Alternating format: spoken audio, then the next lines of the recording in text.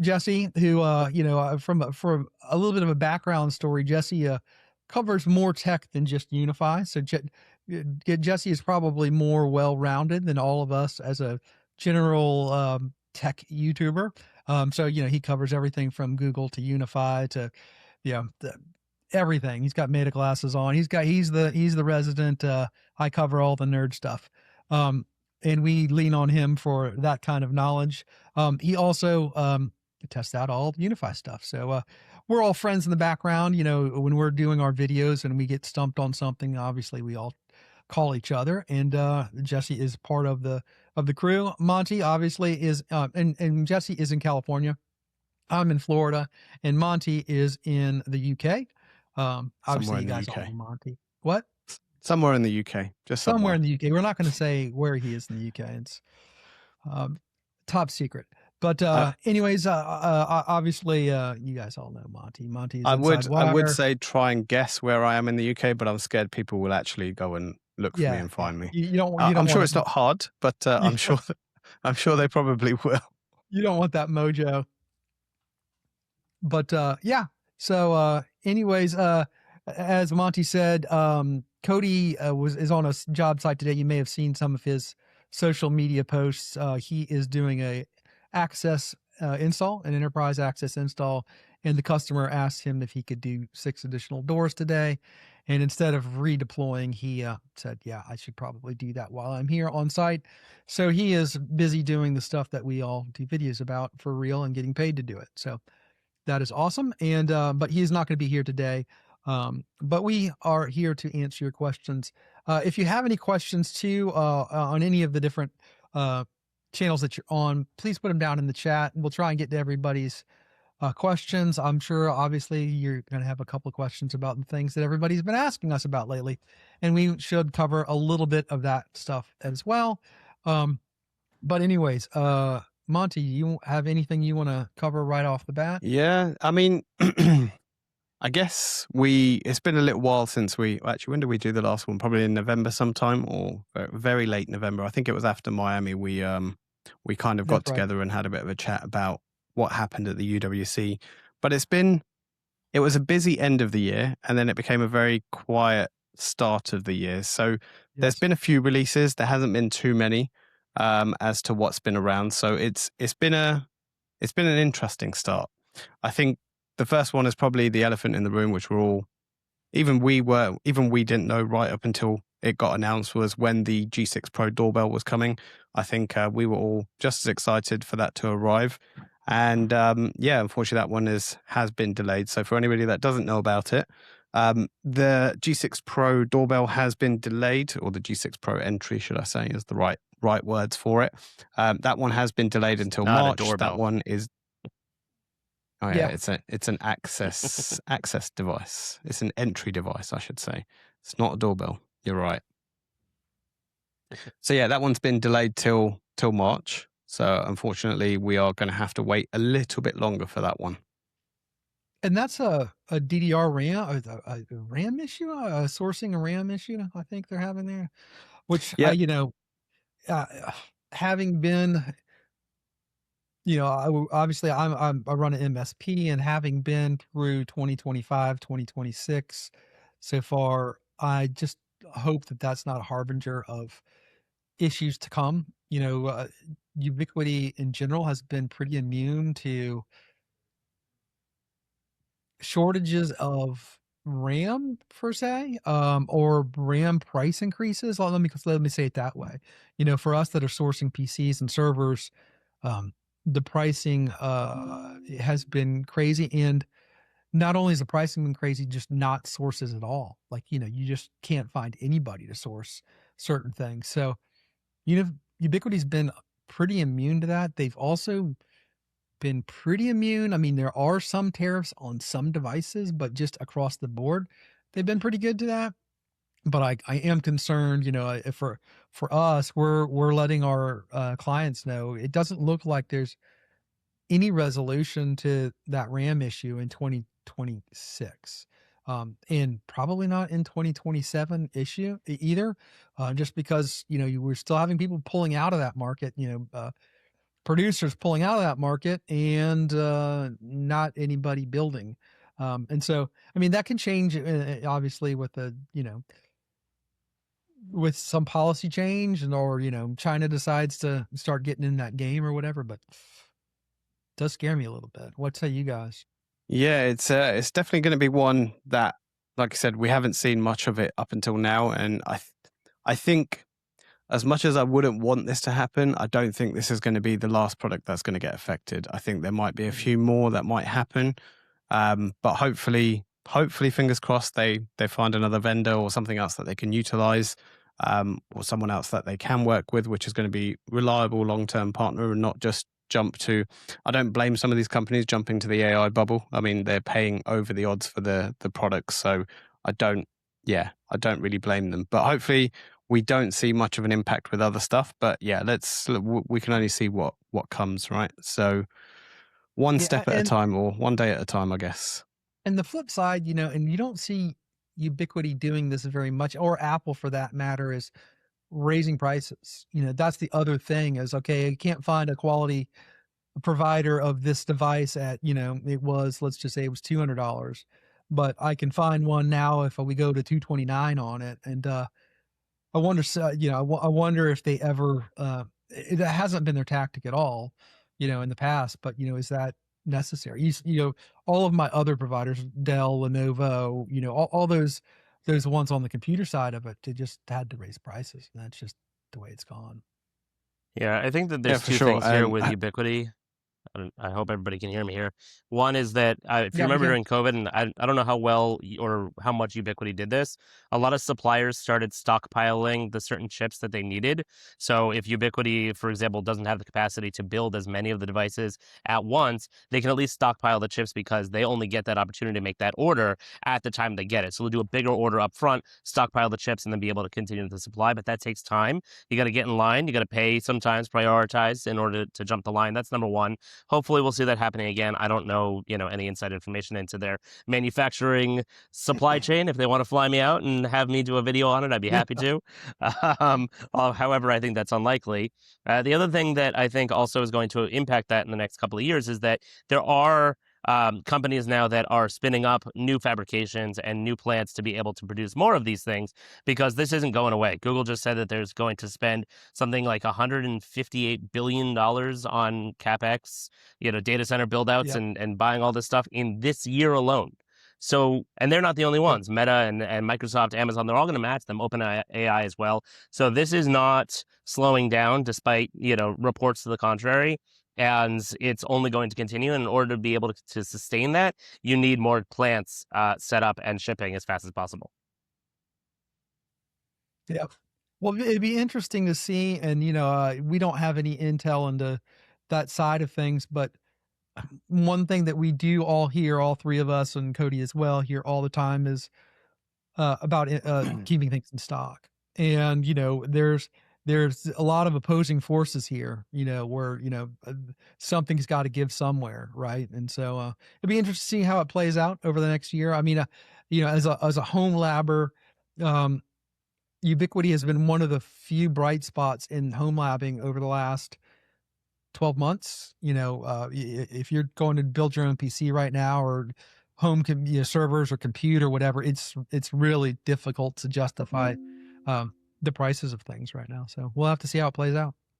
I think one of the guys in the comments has sort of said Apple RAM price upgrades look quite reasonable now, considering the prices they are. So yeah, everybody did that. I guess Apple gave a bunch of creators the three $10,000 machines, and I was thinking to myself, that $10,000 machine seems almost like a deal now. I mean, that's a retirement package right there. But yeah, it was $10,000 a year ago, and it's $10,000 now, and it might be $10,000 to make your own. It's comparable. Did you see Jeff Geerling's video where he had to pack them up and return them? Yeah. All those went back to Apple. Did they have to send them back? Apple's not letting. Yes. Yeah. Okay, interesting. I didn't see that. They weren't going to give $40,000 worth of good computers to everybody, but I think that was always in the cards. But still, that those machines are pretty. They're looking a lot. Apple stuff and Ubiquiti stuff is looking more appealing versus building your own at this point, because they haven't had to go to raising prices. But something's got to have to give somewhere along the line. Either there's going to be less stock, or stuff's expensive, or like they're doing with the entry, that they're gonna have to delay it until they find a better source. So I'm just gonna jump into some of the questions, because there are a few that have come through. So we'll try and answer a few of them. So, I mean, I can give my take, and then I guess you can give your take on what it is. So one of the questions is, I guess it's the unknown, but it's more about what's available. So are there any new 2.5 or 10 gig rack mountable switches coming soon, as far as you know? So none of us know really what's coming generally, when the products are coming. We've seen the roadmaps of what we see at UWC.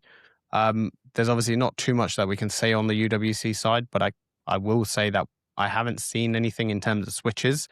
But the lineup that Ubiquiti have at the moment, I would say there's quite a comprehensive lineup of 2.5 and 10 gig switches. Definitely the 10 gig. I mean, the new Pro XG range has quite a bit in there for 10 gig. The 2.5 gig, you have the Pro Max versions and you have the Pro HD version. So I think there's a reasonable amount in there. I can't, well, this is just my opinion. I can't see them expanding that much more, but I've said that before multiple times and I've been proved wrong. But I don't know what your thoughts are. There's two that I'm excited about, that are, you can see on store.ui. It's the stackable enterprise campus switches. I'm dying to get my hands on a couple of those. Those are, multiple $1,000 switches. Most people aren't talking about those ones, but those ones we do know are coming, and we are, excited to take a look at it. I wasn't at the World Conference, but was there there's some audio stuff that I have not seen. Was there any switches in the audio stuff that they did it?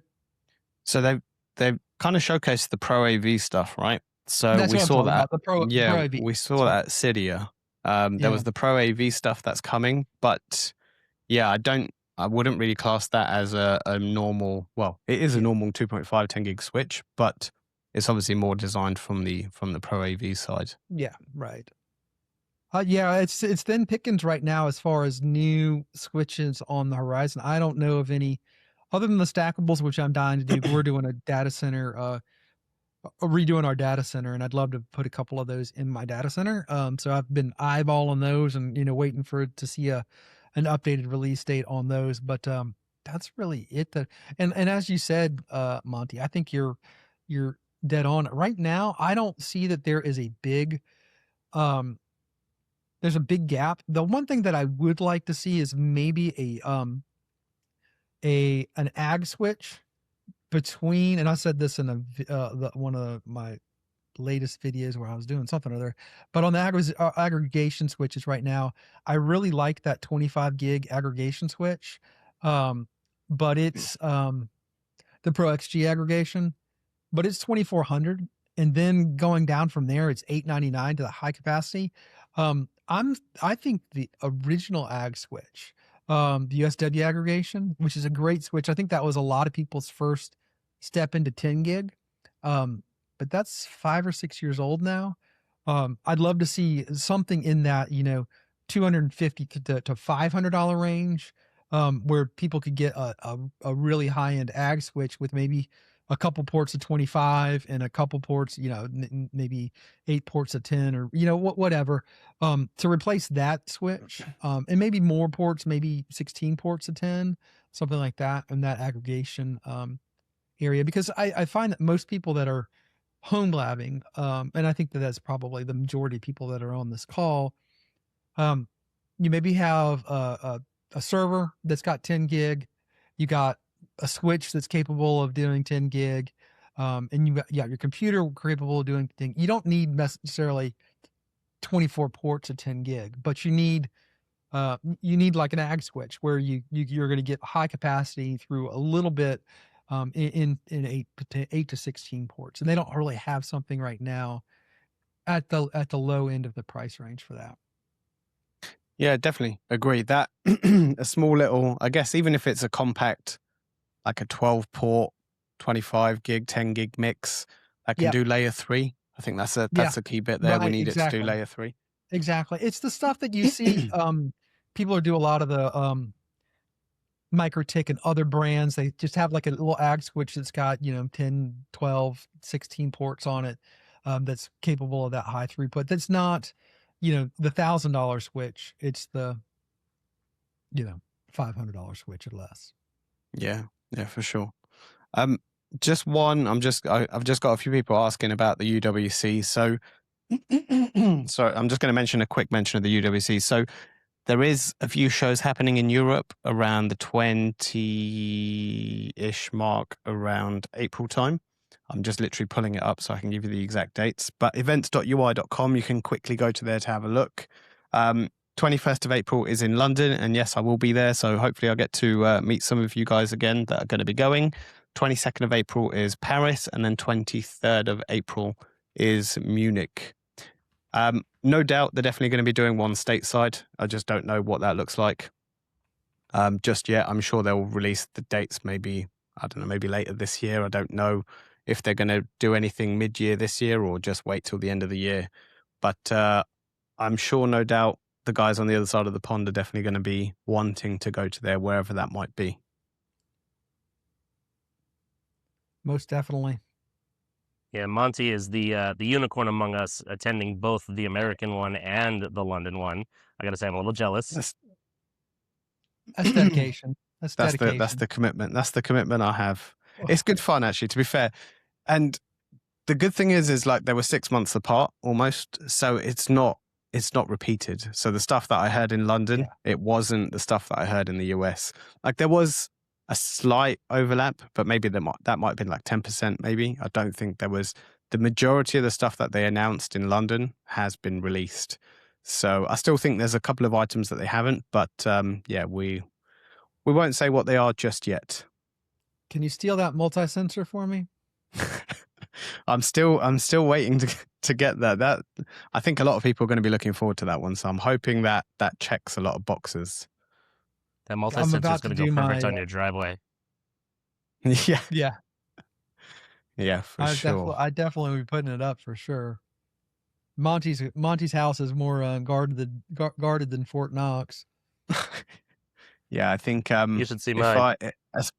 Especially when I'm doing my testing, I've got I think at one point I had 6 or 7 cameras at the front of my house, and I think the neighbors must have thought either I'm very paranoid or there's something really dodgy going on there.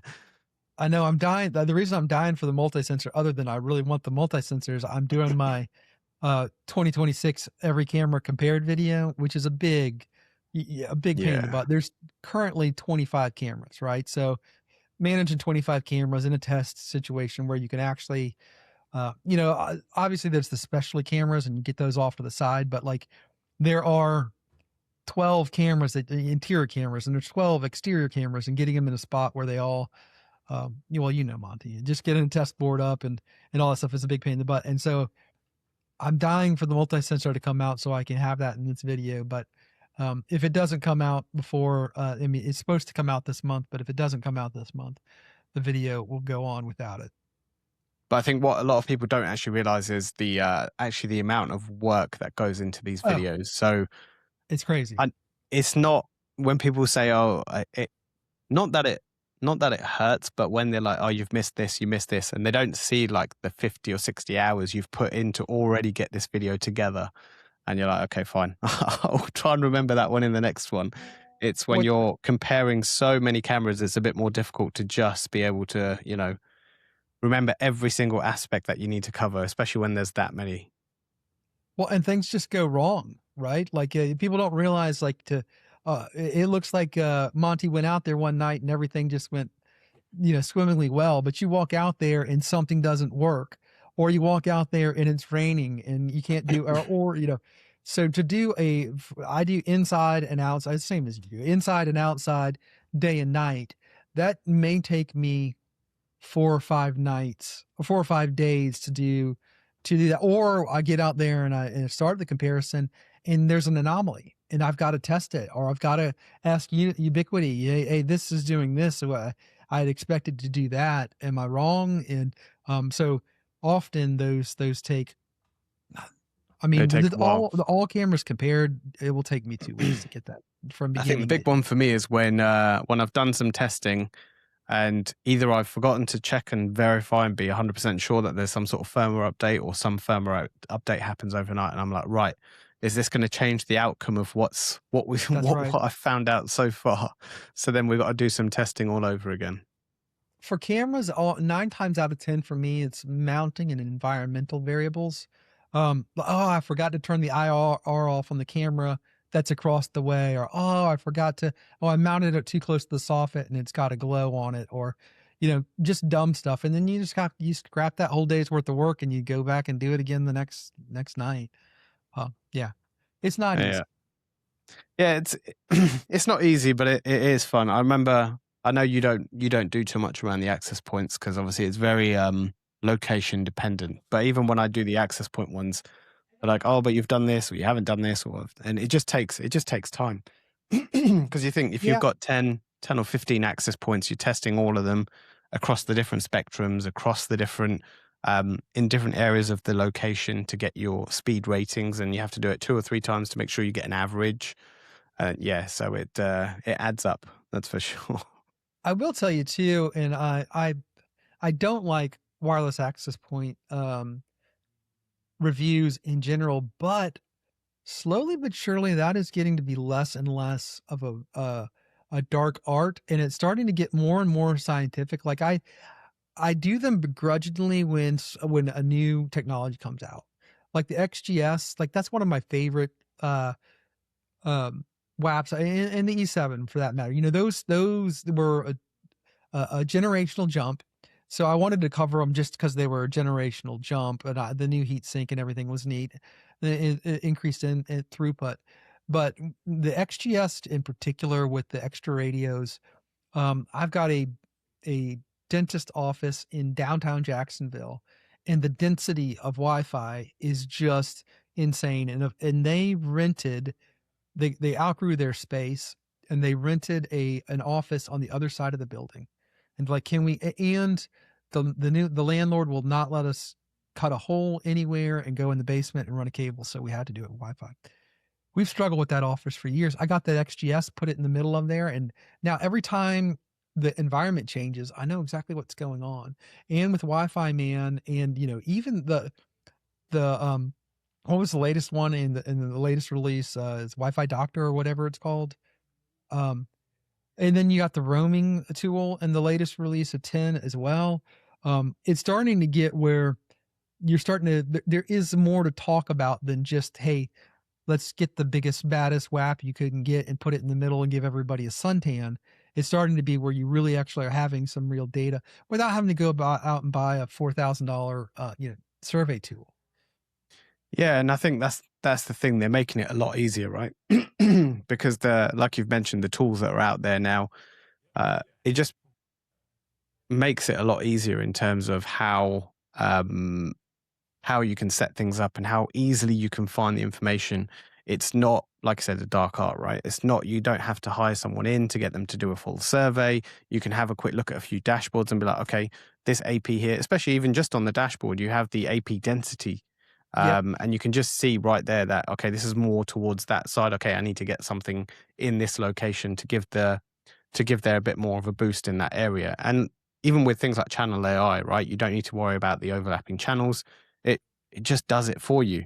Right. In a way, it's kind of putting us out of a job. But I mean, there is obviously still, I'm not saying everybody can just go out and deploy Wi-Fi. There is still some element to it. But it just makes it a little bit easier. Yeah. And it makes it easier for me to review it, because it used to be like, hey, I can tell you all about this, but when you go to your house and you turn it on, or your office and turn it on, it's going to be a totally different experience. Now, with the tools that are there, there's stuff for us to cover in those reviews and say, hey, you could do this, you can do that. And somebody just put in my chat that they put in 5 U7s in U7 Enterprises in a hockey rink, and like, yeah, that's going to kick ass, right? And the ability to manage that in a way that the customer is not going to come back at you and go, Well, you'll know if it's failing. You'll know what the weak link is now. And 3 or 4 years ago, that was really difficult to do. That was really, with any devices. I think UniFi has really done a great job or Ubiquiti has done a really good job of updating the tools and the management. And yeah, it does put us out of a job a little bit, but it also makes it easier for us to manage the people that want us to manage their IT. Yeah, there's two sides, right? It's either going to put us out of a job, but ultimately there are some businesses that, or they just don't have the time, or they don't have the know-how, or they just don't want to know how. They just want someone to do it for them. So Right. it's never going to completely put you out of a job. But yeah, for people that may be starting up, they know a little bit more of what they're doing. They can go out and just do this stuff, and it just makes life a little bit easier. And having the AI just turn on by default, that just it does. Yeah, great. Definitely. I'm just having a quick look to see if there was anything else. I did see one. I did see another question. I'm just trying to find it. So generally, when I do my streams, I have my questions on the side, but that tracks it for me in terms of what I've read and what I haven't. At the moment, I'm using the YouTube ones. I'm like, I'm trying to find exactly where I am. I got a question that I think is pretty cool, and I need to find this guy's site. Cody actually turned me on to him. I said, "What do you guys think about prospects for UniFi Access leaning further into residential form factors? Having door locks and garage door openers would be really nice." And there is a young guy that is doing like a series of residential, like he's got a sliding door lock. He's got just some really cool, like he's thinking outside of the box and using third-party locks and triggers, push to exit buttons with access. And I'm like, yeah, this is really cool. This is really, really cool. I do think that UniFi is going, or that Ubiquiti is going to get more into the home game. I think that makes a lot more sense. You see with the entry stuff, you see with the light stuff, which is, meant to be like, I have got this door here or this door there. I think that there is going to be more stuff, more home automation stuff. I see, the Superlink stuff coming in. There's an ecosystem there, that you're going to be able to use integrated in with Home Assistant or other third party stuff that I see coming down the down the I found the guy. I found the guy's channel. Is it off the I'm going to post it in a few of the chat windows. So the guy's channel's called Off the Chip. Off the Chip. Yeah. Thanks. Adam, a guy in my chat mentioned it. Yeah. So I mean, I've seen some of his stuff, but yeah, I agree with you. So the residential stuff, he's doing a really good job in terms of, and he's going through the full process, right? How he runs the cables, how he gets done. Now, for us on this side of the pond, it's a little bit easier looking at you guys when most of it's made out of wood. You can just drill down and get to it. When it's made out of brick or block, or there isn't a stud wall there, then it gets a bit more difficult. But yeah, I mean, he's doing a really good job, and those locks, they sit cleanly. The finishing of his work is really good. So if you haven't checked it out, it's definitely worth having a look at. I will second what you're saying there, Monty. For our MSP, we do mainly dental, and dental offices in the States are often in old residential houses that they've converted to offices. And so I've had 30 years of fighting with the impossible installation of wires. So that is that's the biggest challenge in residential stuff is, when we go into commercial buildings, there's hung ceilings and there's, the walls are generally made to be modular and for people to come in and do changes to the interior structure over time, meaning the trades like us. In a house, they don't necessarily build it with that same modularity in mind. So getting from one side of your house to another side of the house with the wires to do access, or just try and get into a door jamb, right? Like that's, there's the double jacks there, and there's a header, and like, you may fight all day long and then still have to do some drywall fixing to get to those areas. The ones that he did there, those particular ones were relatively easy because you had a basement to get to the sliding glass door, and your mileage may vary. Is my point there. And but yes, I do think that Ubiquiti is going to get more in that space. I think you're going to see more and more home stuff from Ubiquiti in the not too distant future. And I think Superlink is their first step in that direction. I think they're looking at having a full ecosystem that it all, you protect, your access, your Superlink Connect stuff is all going to be in the same spot. Yeah, and I think also they're trying to find that balance, right? Because there's always that bit for commercial and there's that bit for residential. And I think they're trying to, well, from an outside lens looking in, it looks like they're trying to find that balance between the two. There is going to be some elements where you're thinking, well, this isn't very residential, or this isn't very commercial, but not everything is designed for what you think it's going to be intended to be designed for. There's going to be use cases for some products. There's going to be use cases for other products. It's just the way it is. For a lot of people, they'll be wondering, I mean, some of the questions I've seen, like I'm talking a little while back, when the Pro Max switches came out is, well, why is there a mix of ports? I mean, well, in some instances, that's useful for some people.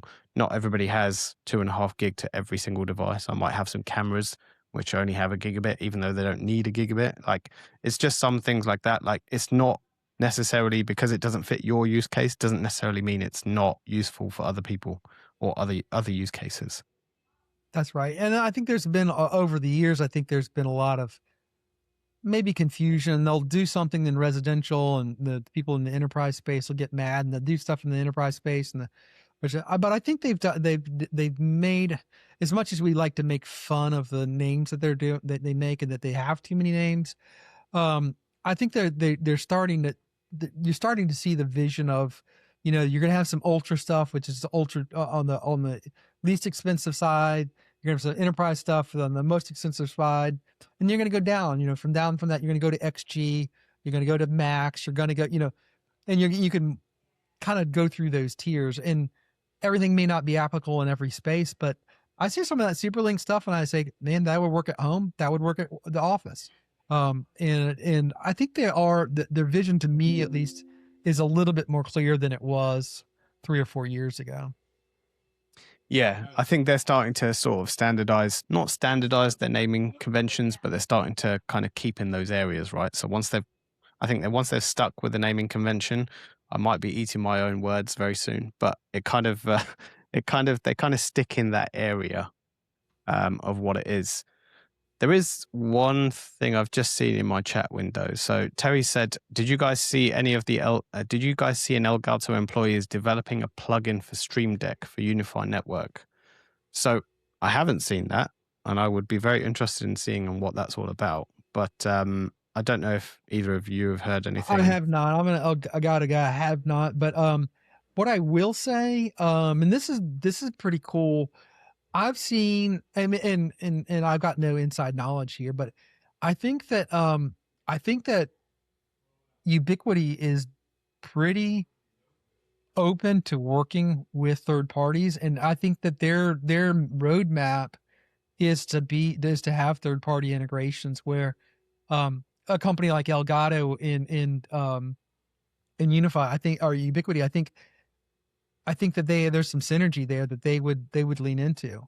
Home assistant stuff, I think there's some synergy there that they're going to lean into. I don't see them being protective of the ecosystem. I see them as being pretty open. Obviously, they have to be a little guarded because they want to make sure everything works. But I don't see that they would be fighting that going forward. And I have no inside knowledge on that, but yeah. Yeah, I agree with you, Clay. And go on, Jesse. Sorry, I was just going to say that I agree, and I think that as we see more of the API being unlocked and opened up for folks to be able to work with, we're going to see a lot more integrations like these. Yeah. And I agree, Home Assistant and whatever open enterprise stack you want to work with for automation is going to be increasingly important.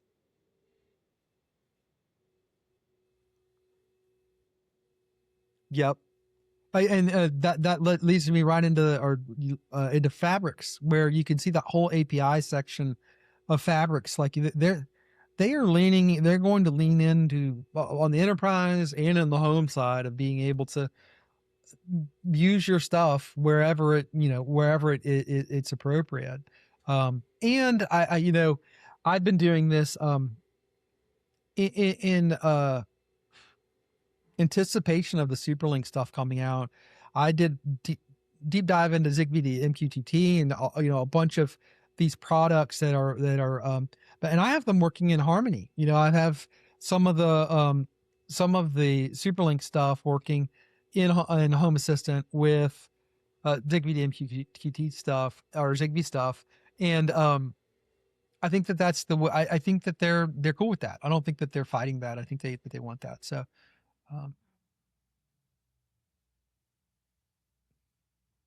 So I'm just scrolling through some of the questions to see if there's anything else that we can answer. And 002 EMOS, I am using the enterprise switches, both in our Jacksonville office and in the data center, and they're amazing.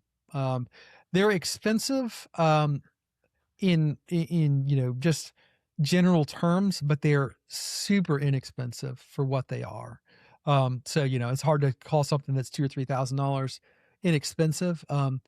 But they're amazing. At my office, I was just talking about doing the all cameras compared. I have got those little I'm gonna butcher the name of them. What are they? The Flex 8 PoEs? No, the Flex 2.5. Flex 2.5Gs. Yeah. And I power those off of the Enterprise Campus 48 PoE, and because they're plus. And so I have a workbox on the roof with eight ports going to it, with just no power, just one Ethernet cable going to it. And I've got one on the workbench, and I've got one that's going to go in the front of the building. They are amazing. Basically, my whole Jacksonville office is working off of the Enterprise Campus 48 PoEs, and they're amazing. Now, I mean, what are they? They're $3,500 switch. So, but man, the cool thing about it is every port does. It's you're spending the money for it, but they're amazing. Yeah, they're definitely a piece of kit, that's for sure. It's not something. Well, there are people that probably do run them in their house, but it's not something that you're going to see very ordinary. Not like some of the other switches where you might see it. But if you are doing some serious work with it, then yeah, they are quite a piece of kit. Yep. And for do most have. People, yeah, you don't need it.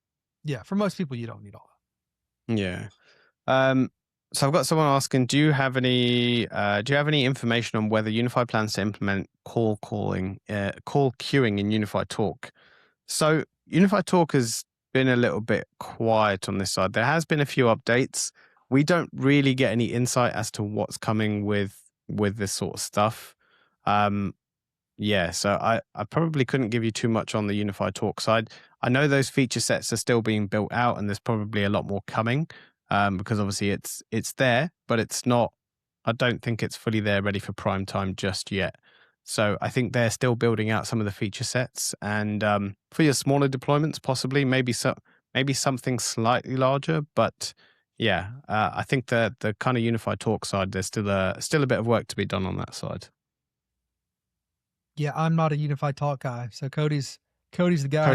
Cody's the guy for the questions for UniFi Talk. Yeah. There was one other question that I saw. I have a few questions asking about the new UDMs incoming.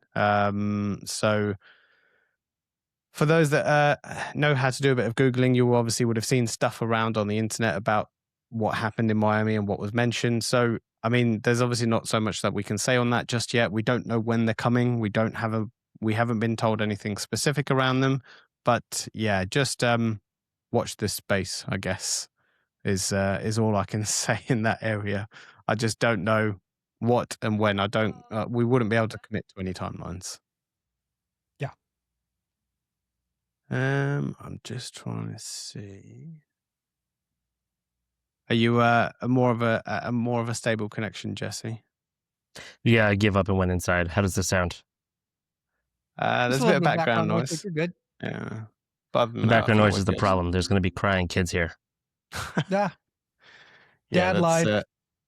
I'm sure. Hey, speaking of which, that whole travel router thing, that kind of blew up. Everybody got a little bit upset about that travel router thing. But I thought, Jesse, you had the best. First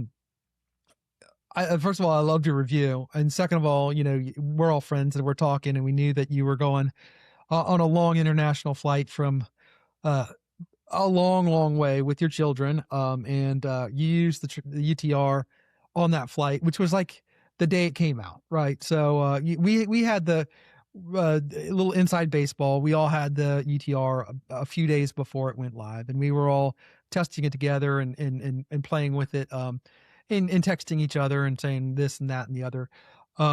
But Jesse was part of the first person of all of us that really used it in the wild, on an airplane with his children, flying from California to Israel, which if you don't know, that is, there's a special place in heaven for anybody that can go on that flight with children. And so Jesse was able to get on the airplane and just make that all work. And we're like, he's chatting with us from the air, and we're like, it was really killer. Paid Wi-Fi, no less. Yeah. Yeah. So it was just really, really good timing. I had been planning that trip for a long time, and then I got on the plane and I was like, hey, I don't know if this is going to work or not. Paid Wi-Fi, we'll see. And we was able to connect it up. And each seat, because it's such a long flight, each seat has power. So I didn't even have to use any of my batteries. I just plugged it into the seat power, and I was able to, through my phone, connect to the landing page for the airline Wi-Fi, buy a single Wi-Fi pass, and then be able to distribute it to my 7 other devices. And it worked great. I mean, it was buried under the seat, so the range wasn't as good as it could have been, but nobody complained. And I wasn't doing any kind of video streaming really on it, but I was able to keep communicating. Everybody, all their devices at the same time were able to use a single connection. And now some people brought up the fact that, yes, if you have a single connection, you're going to get throttled to the speed of just that connection. And some, or most, I imagine all airlines are probably throttling down per device, because that's the smart thing to do, especially those who don't have Starlink powering the internet on their planes, because they really don't have the bandwidth for it. But even with just that setup, it still works just fine. It's awesome. And I think speaking of that, I mean, it did get a lot of stick, like you said, when it first got released. I mean, there was a few features, yes, that weren't there from day one, which a lot of people probably complained about. But I mean, Ubiquiti were quite swift in their firmware updates. Within a week or so, we saw the WireGuard update. We saw the. That's right. I didn't think that the boot time was a bit of an issue, but that was just my testing. I mean, maybe I'm a bit more patient than other people. But obviously, some people weren't very happy with the boot time, so they seem to have put something in that. I mean, they've been fairly swift in terms of what they were doing. I know they definitely wanted to get this out quite quickly, or it looks like they wanted to get this out quite quickly, I should say. So, but it's turning into a good product. People need to realize the price point of this as well, right? And it's $79. It's not going to be. I think they're good. They're a good competitor brand just to release something new, and that's out for pre-order now. So that's the Wi-Fi 7 mobile version, and I don't doubt this is the first of their lineup. I don't know for sure, and don't take this as my speculation, and I think you guys will agree. This probably is the first of a few more products that will come out. We might see some more travel routers coming later this year with 5G or whatever it might be, whatever battery pack, whatever you need with it. So it's possible that there will be more coming, and yeah, I think that would be that'd be my take on it anyway. Yeah, 100%. I think, and I did that. There was a lot of negativity in a couple of Discord rooms about that release, and I did a video on just they were calling everybody shills and saying that stuff was, just we're all just positive about it. I think we're pretty good. First of all, we can cover the shill thing if we want to, in a minute. but we're pretty good at calling balls and strikes. And I think the reason that you saw a lot of people drop videos on that at the same time, and that they were all pretty positive, is yes, we would all like to have 48 port enterprise switches in our office, but we also know what's going to sell. And, a $79 travel router that's the size of a deck of cards that Jesse, could give to his mother flying, across country, and that she could just turn it on and make it work. Yes, it's not the Wi-Fi 7. Yes, it doesn't have LTE built in. Yes, it doesn't have a battery. Yes. We're not looking at those things. We're looking at going, people are going to like this and they are going to buy this. And if you are looking to put this in your pocket and take it with you on your trip, and when you get to the Marriott at night, fire it up and be able to watch your Plex server and get on to all your files back at home with a click of a button, with just seamlessly, you're going to love it. And so I think UniFi or Ubiquiti is really good at knowing what their target market is. Sorry, Clay, I think your sound has gone a bit roboty. Yeah, I hear it on my end also. Sorry about that. I think they're pretty good at predicting that, and it was good, and we knew it was a good product, and so we all wanted to get our stuff out. And I think you kind of nailed it, put the nail in the coffin there when you said, like, Jesse can just give it to his mom, and you have people coming out saying, well, I can't configure this, I can't go into a web interface, I can't do split tunneling. And I'm like, this is this is UniFi's ethos, right? Making things simple, making things easy. They don't want you to be able to tinker with everything changing. If you want to do that, go fine, get yourself another product that will do that for you. But if you don't, it's a case of just keeping things simple. I can plug it in, it connects to my house. I have a G6 Instant with me. Great, I can record my room. And it's just one of those things. I've always been I like to think I've always been a glass half full kind of guy, if I can get my words out. But I don't tend to spin everything off into a negative. That's just the way I am. And that's why there's a range of reviewers. Other people will look at it saying, okay, it doesn't have this, it doesn't have this, it doesn't have this, it doesn't have this. But I'm not that kind of person. I'm more of a, oh, look, it has this, or it has this, I can do this, I can do that. So yeah, I guess that's why there's a whole variety of different content creators, I guess. And to Clay's point, I literally just bought one for my in-laws. So yes, 100%. And I'm with you, Monty. I'm also the type of reviewer. I review what's in front of me, not what's promised or could be. And I am genuinely excited about it because I love the space and I love tech. There are some times where, like, sure, I'll be disappointed in something and I'll say so, but I'm not going to dump all over the product because they didn't make it everything I dreamed of. They know what they're doing, or they think they know what they're doing, or, somebody wants to try something new. And so they put this thing out and it is what it is. That's the release, and we can criticize them. Sure. If something generally doesn't work, we usually talk about it. So, to each their own though. Subscribe or don't subscribe. Yeah, exactly. And I said in my video, and this is probably shame on me, is I'm busy. If something's not good, I'm not doing like I'm not reviewing a piece of junk. I am just not going to do it. And it's not just for Ubiquiti; it's for anything that I review. If it's not cool, I don't want to trash somebody. And if it's a Ubiquiti product that I just don't have any interest in, I didn't do the UTR because I didn't have a use case for it right then, and I didn't want to just drop something on it. So for me, for all of us, there's not enough time in the day to review everything. So we're only going to review the good stuff. That's just if something drops and nobody does a review on it, that typically to me speaks louder than if something drops and 40 people do reviews on it, that means it's good stuff. Like everybody was chomping at the bit to get to it. But if it drops and nobody does it, it means it's either super niche, B, it's super expensive, or C, we didn't really like it. That's just I would say, or D, give it a day or two, because sometimes we only get things last second, and not all of us. I generally can turn around the same day, but it's not easy, and most people, don't have that freedom or the time to be able to do that.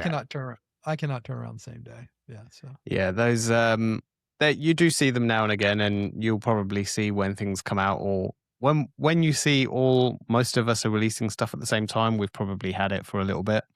But when you see them coming out a little bit sporadically, it's a case of maybe, okay, we probably only just got them, so we're getting around to recording them. Yeah. But yeah, it's definitely that was definitely a hot topic. I'm just looking at a question. Sorry, I got sidetracked with a question.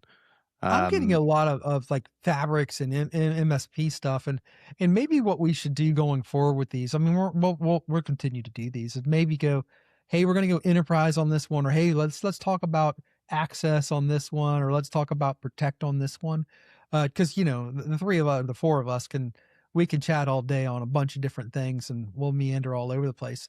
I would like to jump into fabrics and stuff, but that's a pretty big topic, and it's going to take a bit of time to do it.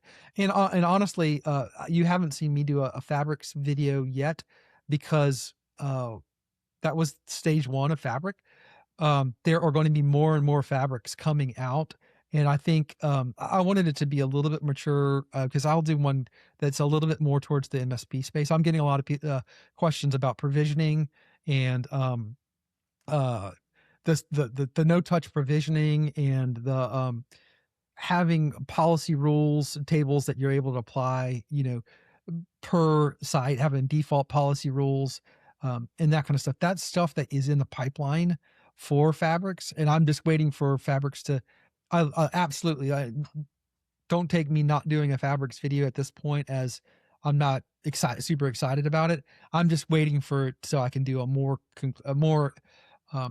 robust video on it for the MSP space, and it's coming, and it's not coming in like years. It's coming in the next months. It's really cool what they've got planned. Yeah, and I think that'll be a Clay DPC 45-minute video. Yeah, that's right. I'll do a Monty special. That's it. 1 hour and 45 minutes on network, UniFi network. That was a long video to edit. That was interesting, that one. I love your long videos. See, I love Cody's long video, because if you really just want to dive in and get into it, you can't do it in a 10-minute video. Like the stuff we're covering, and I said this in my my shill review video, is like there are two different reviews. There's a embargo review, which is when you see the 45 people drop at once, and it's cool. You get to see us opening a box and showing the basic of it. But to watch a Monty video where he's mounting 9 cameras and spending 5 days doing it, or he's going deep into, or Cody or Jesse for that matter, that you're really, really diving into something, those take time, and then you're not going to see that in embargo, because we're just getting the latest firmware. And, obviously Monty can't do it on a firmware that's not out yet, so he's got to wait for the latest firmware to be done. Like, you just can't drop those at embargo. But I really enjoy those, because if you really want to get into the nuts and bolts of what makes network 10 awesome, or net 10.1 or whatever we're on today awesome, it takes an hour to go into it all. And as much as we all would want to be able to drop everything and just do Ubiquiti videos, we do have other jobs and families as well. We do. So as much as we would love to, we try and get stuff out as quick as we can. But I know there's some people that have been asking me for a few things for a little while. I have the new G6 enhancer. I know I've been waiting to test with that one, the G6 Pro Bullet enhancer. There was one with like the turret comparison. I've been waiting to do that one. They just take time, unfortunately. And with the weather being in England the way it is at the moment, I think the next 10 days is literally raining every day. So yeah, you can't really test that much when it's raining outside. I got a question. Why do we do the drop test?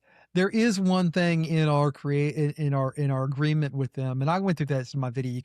You can take a look at it if you want to, but and I didn't mention this particular thing. Was they don't want us taking the stuff apart or destroying the stuff, or they want us to show it in a good light. So you're not going to get a jerry rig everything where we're taking razors to stuff, or Mr. Beast where we're throwing it off of a skyscraper, or taking it apart. And we can do all those things, but we can't do it on new release stuff. So there's a time frame there. I think it's 2 months where we're not allowed to do the things that and we need to submit it to them for review before we put it out. But after that, then we could throw it off a balcony and break it and open it and do all that stuff. But honestly, to tell you the truth, it's not all that exciting inside of these Yeah, devices. and I think there has to be some element of enjoyment in that. For me, I mean, I know some people like tearing down products and looking at what's under the hood. For me, that's not really my thing. I wouldn't mind. I mean, if people really wanted to see it open, I mean, there's people out there that do it anyway. They can go and look at it, but that part doesn't really interest me too much, so I don't really do it. If I had a lot of requests, maybe I might start doing it and having a look at it. But yeah, it's not something that really interests me as such. Yeah. There is one, I guess, going back to the topic of the UTR. So Vassal mentioned with the release of the UTR, they don't need to make a dash cam anymore because people are making dash cams out of the UTR.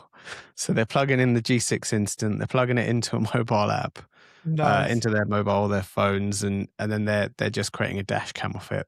I didn't realize until I started reading stuff about this, I didn't realize how many people actually wanted a dash cam, a UniFi dash cam. It's like, it's actually insane. Like how many people not just actually UniFi. want this. I used to be heavily in the Wise smart home space, and their cheap cameras on the consumer side, and everybody, like every day, was constantly, every stream they did, asking and begging for a what do you call it, a draft camera. That's crazy. I've not gotten that request. Yeah, it's just, I guess, I mean, for me, I don't see it, but yeah, some people definitely want that. I've got another question asking about high availability on other switches. So if you're talking about MC lag, that is currently exclusive to the enterprise range. You can't set up MC lag on the other switches. I don't know if that plans to change in the future or if there is anything that's going to be coming in the future that might change that. As far as I'm aware at the moment, and I'm sure the other guys are probably the same, I don't think that's planning to change anytime soon. But yeah, that's unfortunately just for the enterprise range only.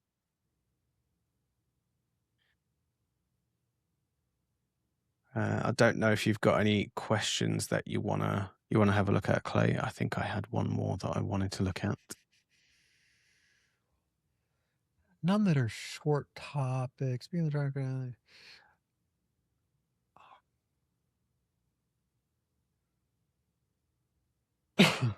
one here that says, is there a replacement for the enterprise access hub in the works? Again, I think Cody's your guy for all things access anyway. What was the question? I didn't hear it there. I was reading. Is there a replacement for the enterprise access hub in the works? So the big 8-port, I guess, enterprise hub. I wouldn't think so. That's not that old. That's only... It's probably about a year, 18 months old. Yeah. I think some people... Cody's putting one in right now as we speak. And yeah, he is. Yeah, people are pretty happy with that. Yeah, and it does. I mean, it does what it's supposed to, right? So it's one of those things. You've got multiple doors. You've got the 24 volt battery backup. So it's just one of those things. I think I literally just saw the time now. We have been going for an hour. So if there is anything pressing, throw it in the chat window. We'll probably, if you guys are all right, we'll stick around for a few more minutes and then we can wrap things up. Cool. So we will try and do one of these. We will try and do these. I wouldn't say more regularly because obviously trying to coordinate everybody's time is, especially me. I'm the most fussy one out of all of us, I guess. Being in this time zone. So it's either late for me or really first thing in the morning for me. But yeah, I don't fancy waking up at 4 a.m. to do a live stream. It's not something that excites me as such. But yeah, it's one of those things that we'll try and at least do one once a quarter. I think that's something a good target. So maybe we'll have a few more products to talk about when we come back next time. Yep. Hopefully with a better internet connection. Somebody was just asking me if we could have Lars on. I was like, I'd love to have Lars on, but he's the exact opposite. So he's 12 hours opposing me. So he would have to be on at 3 a.m. or so getting that worked out. Although I know he does go to Europe every once in a while. So maybe at some point we'll get Lars to come on here. We're all friends with him. Yeah, that would be quite cool. And if you guys haven't been to his channel recently, obviously he's been through a little bit of a misfortune. So feel free to check out his channel and yeah, I mean, he's got a GoFundMe page and everything. So yeah, I think he's definitely got his hands full on that one. Yeah, Yeah, and I if was you're gonna not say he's got subscribed to other Lars, you priorities. should be. Anyways, he's amazing. His storytelling is great, and his tech is great. And I did see somebody just asked me, "Do you think UniFi will ever make a thermal camera?"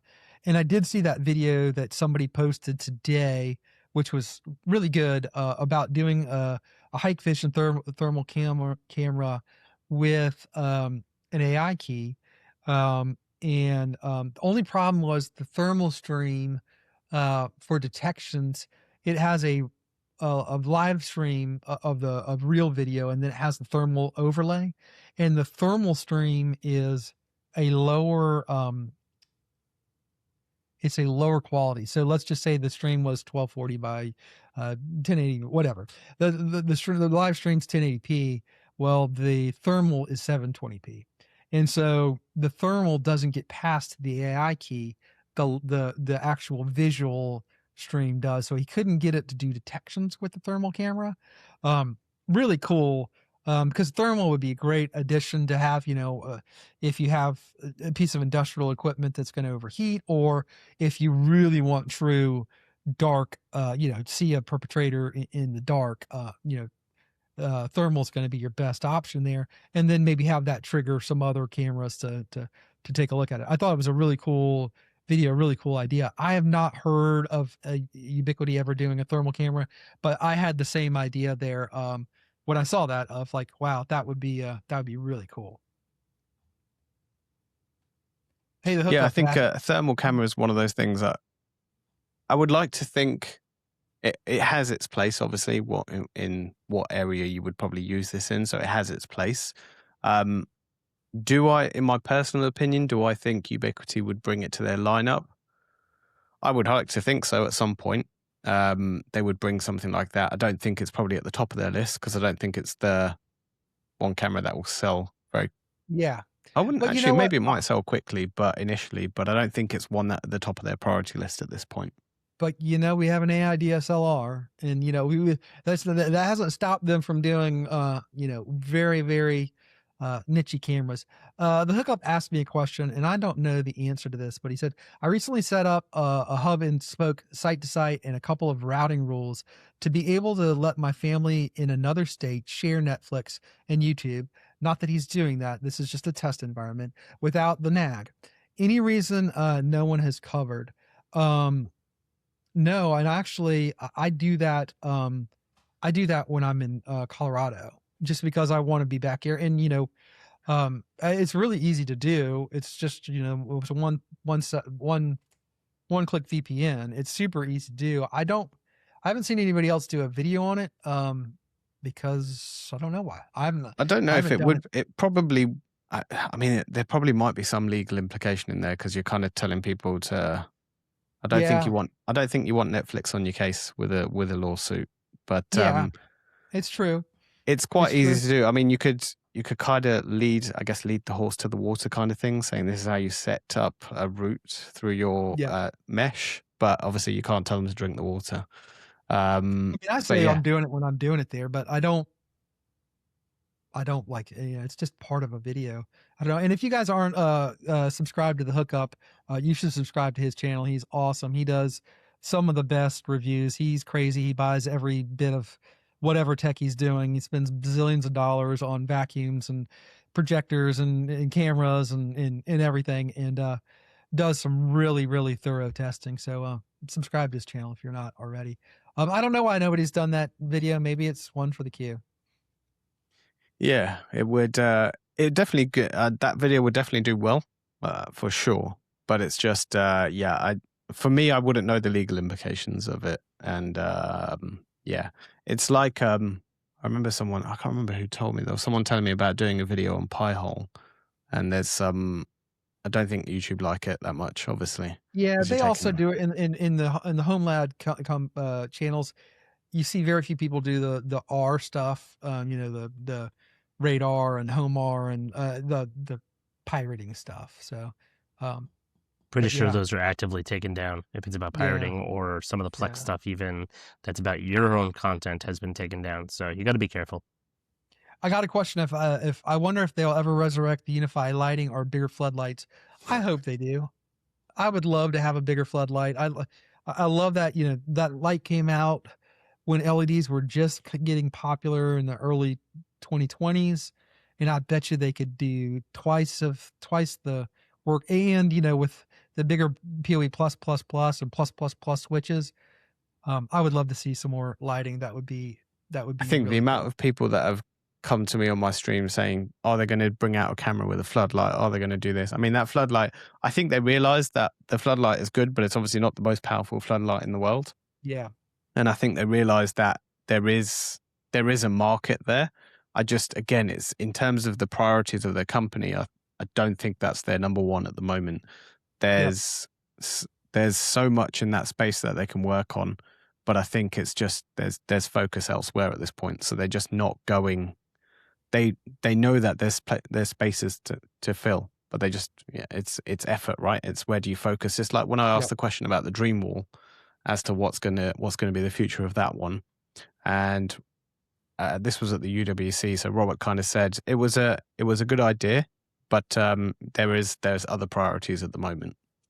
Yeah, I get it. And, their niche stuff is tough, and they also get beat up a little bit when they come out with the niche stuff, and people will beat them up. I am super excited to see the floodlight on the 180. I think the 180 really needs that floodlight. So, obviously it's just an add-on accessory, and it's not going to be the be-all end-all. But I do think that that's one that I'm excited to get my hands on. I'm getting a lot of questions about SuperLink and like home automation stuff, and without saying much there, I'd say watch this space. I think 2026 is the year that you're going to see a lot more UniFi Ubiquiti stuff go into Home Assistant, and you're going to be pleasantly surprised with their vision there. And meet up with Monty and go to WDC London, and maybe you'll see some more of that stuff. Yeah, I'm sure you will see some stuff at UWC. So if you haven't signed up, events.ui.com, get yourself over there. I feel like this is a bit of a sales pitch, but it's not a sales pitch. It's just it's a fun day out. Like if you want to geek out about Ubiquiti or you want to see what's happening, then it's definitely worth the event. And obviously last year I don't think anybody knew I got to meet Jake, who's a former. Well, he's now got his own channel now, but yeah, he decided to make an appearance at the UWC. So you don't know who will be there this year. Yep, and subscribe to his channel too. He's doing some really cool stuff. He's got a big UniFi install he's doing right now as well. I'm excited to watch him do that. And he's also another great storyteller. He's wonderful. I mean, obviously he learned a lot from the LTT crew, but his storytelling's amazing. I'm very jealous of his. Yeah, he's got a really good on-camera presence. He does. But yeah, I think we won't drag this out too much longer. Sure. We will probably call it a day there. So we will be back again soon, hopefully, and hopefully Cody will be able to join us next time. And who knows? Maybe we might be able to, once Lars gets settled down again, maybe we might be able to bring him across onto one of these as well. I don't know how messy it will get when we start getting 5, 6, 7 people on here. We might have to just turn it into a round table, I think. Right. Well, we'll make it work. But yeah, thank you all for joining us this evening, and we'll hopefully see you soon. All right. Thanks, guys. Thanks, guys. See you, everybody.